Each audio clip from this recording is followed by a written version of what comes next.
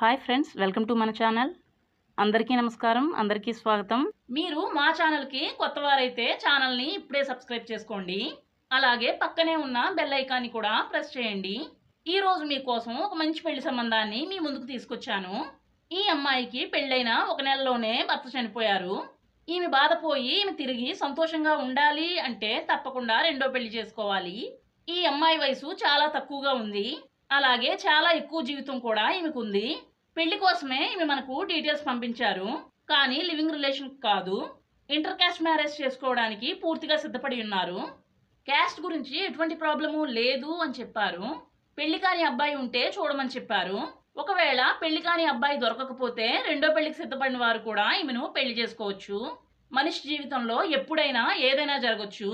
చాలా మంచి మనసు ఉన్న భర్త కావాలి అని ఆశతో మనకు డీటెయిల్స్ పంపించారు. ఈమె భర్తతో ఒక నెల మాత్రమే జీవించింది. మీరు చింతపడకుండా ఈమెను పెళ్లి చేసుకోవచ్చు. మీరు ఇప్పటి వరకు పెళ్లి చేసుకోకుండా అమ్మాయిని వెతుకుతున్నట్లయితే ఈ అమ్మాయిని పెళ్లి చేసుకుంటాను అని చెప్పండి. ఈ అమ్మాయి చూడడానికి చాలా అందంగా ఉన్నారు కాబట్టి వీలైనంత తొందరగా ఆలోచించి పెళ్లికి ఓకే అని చెప్పండి. ఒకవేళ ఈ అమ్మాయి మీకు నచ్చకపోతే మా దగ్గర ఇంకా చాలా మంచి పెళ్లి సంబంధాలు ఉన్నాయి. పెళ్ళయి విడాకులు తీసుకున్న వారు కూడా ఈమెను పెళ్లి చేసుకోవచ్చు. వీడియో పూర్తిగా చూసి మీ అభిప్రాయాన్ని మాకు చెప్పండి. ఈ అమ్మాయి పేరు అమృత. రెండో పెళ్లి కోసం మనకు డీటెయిల్స్ పంపించారు. ఈ అమ్మాయి వయసు 31 సంవత్సరాలు.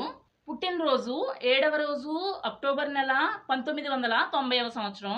ఈమె సాయంత్రం 5 గంటల 36 నిమిషాలకు పుట్టారు. 58 కేజీల బరువు కలిగి ఉన్నారు.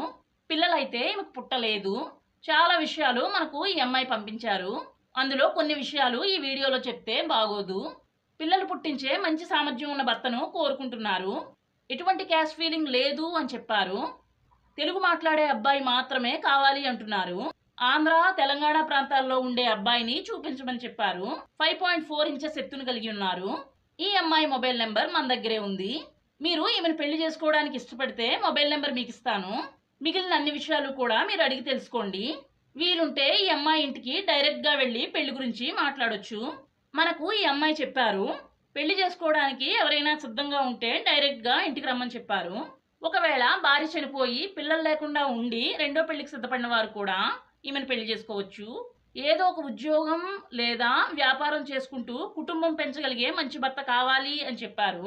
మద్యం తాగే భర్త అయితే వద్దు అని చెప్పారు. ఎటువంటి చెడ్డ అలవాట్లు లేని ఒక మంచి మనసున్న అబ్బాయిని వెతికి పెట్టమని చెప్పారు. అమ్మాయి నచ్చితే వీడియోకి లైక్ చేయండి. ఈమెను పెళ్లి చేసుకుని జీవితంలో సంతోషం నింపాలి అనుకునేవారు పెళ్లి చేసుకుంటాను అని కమెంట్స్లో చెప్పండి. మనం మరలా మరొక మంచి వీడియోతో మళ్ళీ కలుసుకుందాం. అందరికీ బాయ్.